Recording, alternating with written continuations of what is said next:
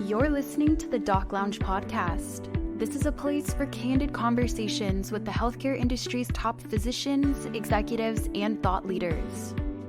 This podcast is made possible by Pacific Companies, your trusted advisor in physician recruitment. I am one of your hosts, Cameron Steinheimer, and I am the marketing manager here at Pacific Companies. Hello and welcome everybody to the Doc Lounge podcast by Pacific Companies. I'm your host, Stacey Doyle, Senior Director of Marketing. I want to thank you all for tuning into our Provider's Perspective series. This series focuses on a physician's journey through medicine and the learnings and advice they would give to their peers and upcoming physicians. Our special guest today on the Provider's Perspective is Dr. Sylvia Gray, a hand and plastic surgeon. Dr. Gray is the Department Chair of Surgical Specialties and Section Chair of Plastic, Hand, Pain, ENT, and Orthopedics at Mercy in Oklahoma. And I'm also joined by my co-host, who is Callie Keeney. She's the Business Development Consultant at Pacific Companies. I want to welcome you both to the podcast. Thank you, Stacey, for having us on. Happy to be here. And I would love to learn a little bit more about you guys' connection and how you both came to know each other. Well, it's a good story, and so I feel like we tell it not infrequently. People always wonder why I am in Oklahoma, and I was born in Bolivia, and I grew up in Kentucky. I did my training all over the place in Boston, Houston, and I was last in Miami for my hand fellowship. And when I was looking for a job, I had done a plastic surgery residency and orthopedic hand fellowship, and I wanted to do a lot of both. And oftentimes you can go into hand surgery as an orthopedic resident or as a plastic surgery resident. And then when you come out, there's jobs within like orthopedic groups that you can do a lot of hand. It's difficult to do plastic surgery within that kind of setup. And then there's other jobs. Plastic surgeons, about 60% of plastic surgeons go into solo private practices, and they just do a lot of plastic surgery, but it's hard to do hand surgery in that setup. And so when I was looking, I looked all over, and Callie she was at the time a recruiter for Mercy, Oklahoma. And she had, I think I found a posting for you, and I called you and I said, hey, tell me about the job. And so she told me it was a hand surgery job, but I was like, I really want a good mix of things. And she said, okay, I'm going to make that happen. And so she, at the time, the president of our Oklahoma hospital was a general surgeon, and he just he was like a visionary. He said, you know what, if this is what you want to do, we can figure it out. We've never had a plastic surgeon, but we can figure it out. And I said, okay. So I came up here and interviewed. You said, okay, great. By the way, I'm 9 months pregnant and I need to interview in 1 week. And I said, okay, we'll make that happen. Yeah. So I could only fly until 37 weeks. And so I had 1 week to be here. And I was very pregnant, like very, very pregnant. And so I didn't want to catch anyone off by surprise. Like there was no hiding that was the case. So it was February. Mm-hmm. And I had been in this Miami weather that, and I had no winter clothes, none that fit especially. Yeah. And so she picks me up and I was like, wow, it's cold here. Not only was it cold, I believe we were under a blizzard warning, which I swear never happens here in Oklahoma. It's very, very rare. But of course, the day my candidate from Miami was in town, we happened to be having a actual blizzard. We had to pull over multiple times as we were driving around for her site visit and community tour because the windshield wipers kept freezing to the windshield, and I'd have to get out, scrape them off. And I thought, there's actually no way this brilliant woman from Miami is going to come after seeing this. But I mean, I think the job, and I mean, Callie was obviously a very good recruiter. And, you know, I think the fact that I could do what I wanted was the selling point, and the rest could, you know, get figured out. And it's held true to this day. I've gotten to kind of shape my practice exactly how I want it. And I think and that's why I've stayed for so long. I'm here coming up on 10 years. It's my first job out of fellowship. And I think the thing that people talk about when they talk about burnout, or when they talk about not having good job satisfaction, is not having much control of what your life and what your job looks like. And that has been the opposite. I think I've had a lot of say in what my job looks like throughout this time, which keeps you motivated. And that's a testament to the leadership here at Mercy and the administration, who followed through on the promises they made to you during the recruitment process and continue to involve their physicians in leadership roles. And it's worked out. Yeah. And now our kids are on the same sports teams, and we hang out together all the time. So yeah, I'm very glad she's from that day of horrible weather, friendship was formed. That's right. And it sounds like really a real partnership between, you know, a recruiter from an amazing health organization like Mercy, and a physician like yourself. And I think, Dr. Gray, hearing you speak, it is really powerful for our listeners, because you use the power of what you wanted and knew that, hey, this is something that, you know, would be the perfect, you know, dynamic for me in my career. Let me go ahead and ask and see if this is something that can happen. What kind of gave you that, you know, courage or that strength to follow through with what would really make you most happy? Well, I mean, I think it was mostly that at the time, you know, we do so much training. You're doing 6 years of plastic surgery residency and then a year to specialize. And I didn't feel ready to say, well, I'm just going to give up, you know, this much of my training and be super focused. And, you know, some people know that ahead of time, which is great. And I really just wanted a very broad practice. And I think that now on this end of things, I've been able to recruit 2 other plastic hand surgeons that have the exact same practice that I do and that love it. They love the breadth of it. So I think it's more about just not wanting to give up what I was doing, and then finding people who are supportive of it. Love that. And would love to learn a little bit more about your day-to-day. And I know we have some, you know, listeners that are, you know, just starting medical school, trying to figure out kind of what their specialty is. Tell me a little bit more about what you do and what makes you love it. So I have a practice that's about 50% hand surgery. And it's, I would say my most, it brings surprises every day. You never know what you're going to get. There's things that are common, like carpal tunnel and arthritis. And then there's injuries that occur, knife injuries. Here in Oklahoma, we have roping injuries and oil rig injuries, gunshot wounds. And so I chose the field of the specialization in hand surgery because you get to do everything. You get to do fracture work, you get to do bone, like little kids, congenital, so from little kids to adults, nerves, arteries, tendons. It's really one of the few places where one surgeon does everything. And that's part of the reason I chose the hand surgery. And I like doing something different every day. I like the unexpected and the unknown of it.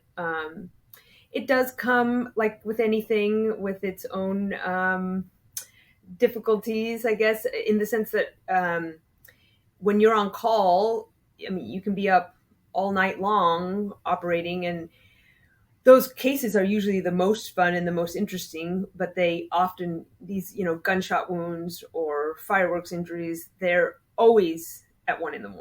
They never occur during the day. And so I think that's hard as far as just trying to figure out how you do the rest of your life. But I also have a practice where I do a lot of reconstruction.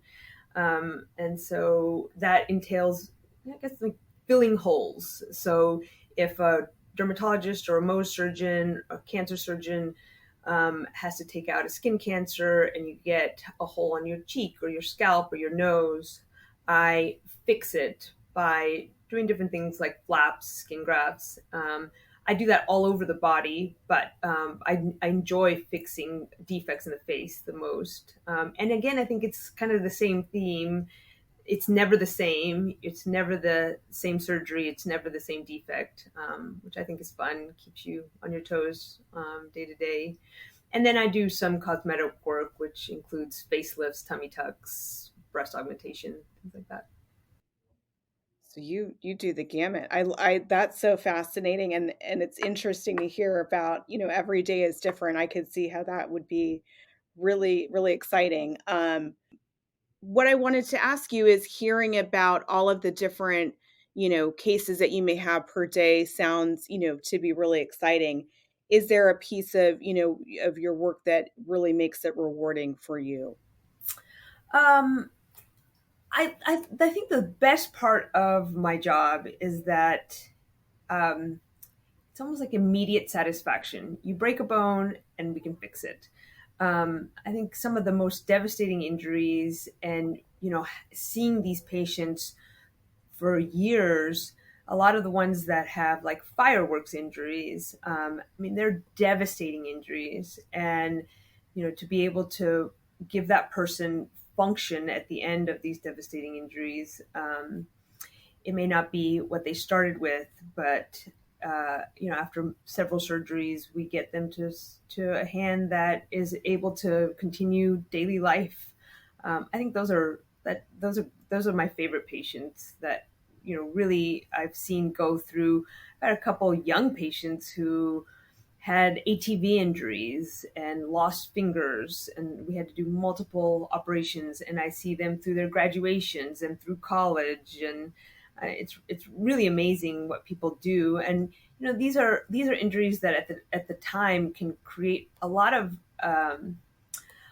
difficulty for the patient, but seeing them at the end and seeing how much they've persevered, it's really rewarding. That sounds incredibly fulfilling to see them on the other side, and from your work be able to live and have a high quality of life. Really quick, just tell, I think awareness is always good on certain topics. Let us know. I mean, it sounds like fireworks are something that we still have quite common in this country, especially around our days of celebration. Tell us a little bit about what you've seen and what people should be aware of. Oh, I am happy to do so. To anybody who wants, I share pictures just because I think pictures are worth a million words. And fireworks are very dangerous. The most common types of injuries I see are when people think that they've got a dud firework, it hasn't gone off, they don't douse it with water, they try to pick it up thinking that it just isn't working, and then it explodes. And when I say explodes, I mean it takes fingers completely off. It rips through the hand. They are terrible, high impact injuries. The other types of injuries are with mortar shells and these rockets that they light in their hand purposely, and then they misfire, and then instead of going into the air, they explode in their hands. The Roman candles. The Roman candles, yep. And then, so those are the big devastating injuries, but I also see burns, and sparklers are not benign. They go up to 10,000 degrees. And so even the sparks from them, not the actual sparkler themselves, can create terrible burn injuries. And oftentimes, these are little kids running around. And I think they are, what I tell people is you have to always keep a lot of close eye on kids when they have this, and adults sometimes, because they can create terrible burns. That is a really good PSA for everybody, and I think it's an important topic. I want to shift gears here a little bit. I want to learn and have our audience learn how you really stay up to date with trends and what's latest within obviously your specialty. I think that one of the most important things is being engaged in learning. Our fields are constantly changing. Some fields kind of more rapidly than others, but within our own community here in Oklahoma, we have a journal club that we meet once a month, and we go over the latest articles. We do that with the fellows here and all the other community hand surgeons, which is awesome because you get kind of perspectives from an academic center, you get a perspective from high volume private practices, you get the fellows in there. We have some retired hand surgeons that come, which is also adds a great perspective to why is this so different than what we did 30 years ago. So things like that. Also taking the time to go to conferences. I just went to the Canadian Plastic Surgery Conference, and I said it this weekend, you never regret going. It is always hard to get out of your work and your surgical schedule and your family commitments. But there's always something to learn for everyone. And so I think just remembering that is worthwhile. And also, I mean, not just for your surgical practice, but I also have a leadership role in our hospital system, and going to conferences, and I've gotten a certificate in surgical leadership, which is a year-long course. It's a Harvard course that teaches you how to be a leader, how to manage people. It has lots of other components, but the other kind of hats that I play in our administration, you never learn how to do any of that in medical school. And so going and being taught by people who this is like that, this is what they do and they do it well, I think has helped a lot in learning how to look at finances for a hospital, for example, and being able to talk with our financial people in the same language. I think there's nothing better than to be able to go and educate yourself on those things. That's an invaluable tip, I think, for, anyone listening about ways that you've just, stayed ahead of the curve and really continue to educate yourself on things, obviously beyond, what you learned in medical school to help with your leadership position. For those that are interested in maybe, also taking on, leadership role or going on a leader path, how did that come about for you? And what inspired you to take on those roles as well? I think it started because I like being involved in the decision making. Hospital systems have a lot of moving parts, and oftentimes what comes down, big hospital systems like ours especially, have a lot of layers, and what comes down to you is you have to do it this way, or you can't do that, or we can provide this but not that, and you're left thinking like, well, that's kind of silly because in my head X, Y, or Z makes more sense. But realistically, there's been so much more that has gone into that, and I like not only knowing that, but I like being part of it. And it really started with, and what I encourage everyone to do, with things that really matter to you. For example, I really felt that we could be more efficient with our block time in the operating room, like how time is divvied up between all the surgeons. And I think it makes you as a surgeon more efficient, makes your time more valuable. It also makes the system work better.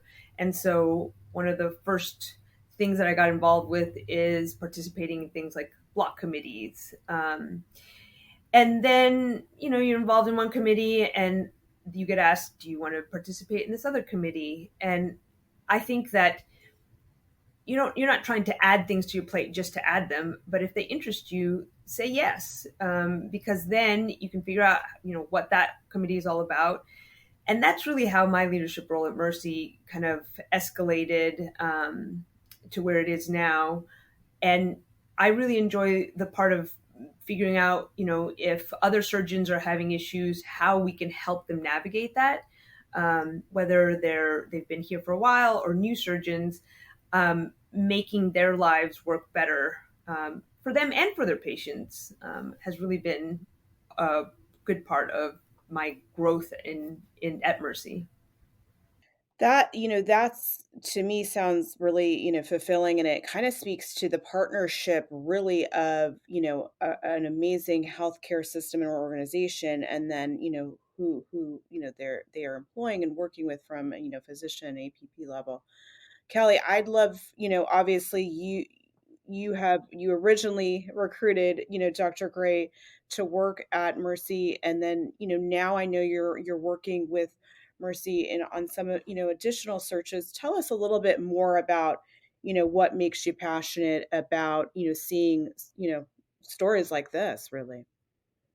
Well, Sylvia is such a prime example of why I love this profession. We watching her come to Oklahoma and integrate herself into the community, climb the ranks through Mercy, and the impact that she's had not only on making her own practice hers, but on countless other physicians' practices in her leadership role. It is it's very fulfilling for me to know that I played a little tiny part, a big part, a little tiny part in that, and the number of patients that she has seen and made an impact on their lives in Oklahoma. I have so many friends who have seen her and their kids have seen her, and just it's really amazing to be a little part of that. Now that I'm on the side of the Pacific companies, it's really fun to be working together again. So in business development, I get to work with physicians like Dr. Gray and the administration team and the internal recruiters to talk with them about their strategy. When I was working for Mercy, not only was I was a physician recruiter, but I also was an operations manager and helped manage the day-to-day operations of our specialty clinics. So I think it gives me a little bit of a unique perspective from a business development point of view in the physician recruiting world, because most folks don't understand the inner workings of the health system like I do. So now that I'm with Pacific companies, we've had so many awesome conversations about growth strategies and what, even when you're, we have access and insight into market analytics that our clients might not necessarily have, because we're seeing what's happening on a number of levels. And, obviously we work in all 50 states. So being able to help kind of provide some of that, even with Mercy so far, we're working together again. And there's been some conversations that we've had, where Mercy's like, hey, I think this is what we want. And then we're having conversations after the fact. Well, hey, have you considered this or this or this? And maybe you need to be open to looking at other, like maybe a little bit of a broader search or whatever. And we can have these kind of like consultative conversations, which is really fun for me. And it's kind of like all of my worlds coming together. And it's been really, really fun being on the Pacific Companies team and getting to use that experience. I mean, I really think it's come full circle in the sense that in my leadership role, we talk about growth and strategy very often and what that looks like. And when we're expanding our providers and our footprint, talking about recruiting is so important, and how you recruit, and then having the kind of insight that a big company like this has. It's also interesting to us because we are in 4 different states, but we don't have a presence in the entire country. And so having the ability to recruit that broadly is really helpful for our growth strategies. And then to be able to talk to Callie about what does this look like? How are other people doing this? Like, how are they being successful? I think has been helpful and fun. Well, I love hearing the story of you guys working together again in a different capacity, and both of you working to solve really what we have is just a healthcare crisis with the shortage of providers, and finding ways to fill those gaps where where we really need providers. So I think I love this to hear this. Callie, quick question for you, for any healthcare system that may be listening. Do you have, kind of one tip or one, kind of strategy you want to just give high level for them to think about a bit? I would say get ahead of the game. So a lot of times our clients come to us and they're saying, oh my gosh, we've been recruiting for 2 years and we have no candidates. And our only urologist is retiring in 3 months. Help. Well, we are behind the curve at that point, And so I'm always very impressed with our clients who are looking at their growth strategy 18 months out, 3 years out, looking at retirement planning, succession planning. As you mentioned, Stacy, the physician shortage is here. It's real. It's getting harder and harder to find great physicians, and it takes a while to do this. It's sometimes we can place, a physician in a month, but a lot of times it takes longer than that to find exactly what our client is looking for. And so really being proactive in that planning strategy is probably my number one tip, and also my favorite part of the job. So that's my favorite thing to do with our clients. Love that. Great tips for anybody that's listening. That is, obviously in that position of staffing for their system or hospital group. Dr. Gray, I want to, end things. I want to hear a little bit about, you're such, successful, highly, motivated and disciplined person. Want to hear just, how you really think about this, the thing that may not be real, work-life balance, but tell us a little bit about that. I think, and I tell my kids this, they're like, gosh, you work a lot, you're going in the middle of the night or you're going so early. And I'd say, if you don't love your job, it is very hard to do it. I do love my job. I love what I do. Sometimes at 2 a.m, it feels not amazing, but I do think, like, when I get there, I'm excited to help the person. So it is, that I think is the first and foremost. And then I do think this work-life balance is a little bit unfair and elusive. I think the idea of you can't have and do it all. I mean, it's just not, there's not enough hours in the day. I delegate a whole bunch of things. I have 2 amazing physician assistants that I work with in my clinic, and they are invaluable. I mean, they help me when I'm running around doing 12 things. I know that they are there doing all the other things that have to get done to make my clinic work. I have a live-in nanny who I am sure is going to be there if I get called at 2 a.m. I'm not worried about what are my children going to do, who is going to be taking care of them. And she's like a consistent person, and she is amazing and also invaluable. I mean, my parents live here. And, all the things that happen at 3 o'clock when the kids get out of school and have to get them to 12 different places, I have a lot of help. And I have a lot of people who love on my children. And, I am also, like we were talking about kind of at the beginning, I have a lot of control of my, so if I want to make it to their, during the day play at 1 o'clock, I block out my schedule and I make that happen. And so even though I have lots of roles, and as you kind of go through your career, you have more say. So like this morning, I needed to meet with another physician, but I had other things to do today, this afternoon, so forth, and so we met before work. And there's a lot of flexibility in life if you make it that way. I said, hey, I can meet you before, let's have a coffee.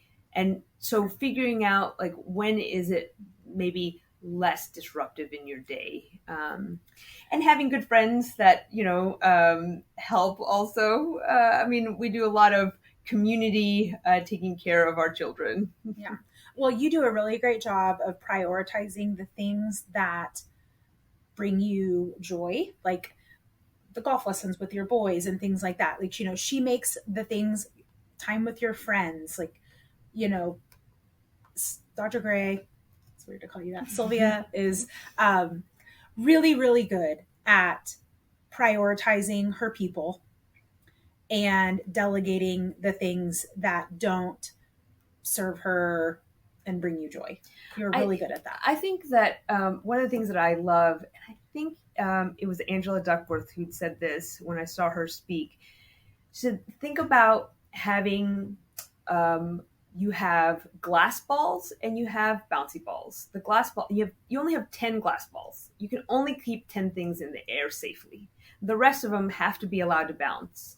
So you figure out what those 10 balls are and you do your best to keep them in the air. And the rest of them, sometimes you can juggle them and sometimes you cannot. And I view that as like, I am a terrible cook. I dislike cooking. I will never cook. I go to Callie's house if I want a home cooked meal. And, and that's okay. It's just, you can't do it. It is not one of my glass balls, but my kids are. And so if that means, having to leave work early or, prioritize their games or so forth, that's one of them. And you make it happen. That is such a great way to end this, to, really focusing on the things, that are important and that bring you joy, and hearing from somebody that is doing it all and so successfully. I want to thank you, Dr. Gray, for your time and for all that you do and for all of the people that you serve and really provide amazing outcomes to. And Callie, thank you for your time and all the perspective that I think will be really, meaningful for the healthcare systems executives or anyone that's listening. So thank you both. And we would be so delighted to have you on at any time. You're both amazing. Thank you, Stacy. We appreciate your time. Thank you to all of our listeners. If you would like to be notified when new episodes air, make sure to hit that subscribe button. And a big thank you to Pacific Companies. Without you guys, this podcast would not be possible. If you would like to be a guest, please go to www.pacificcompanies.com. Thank you.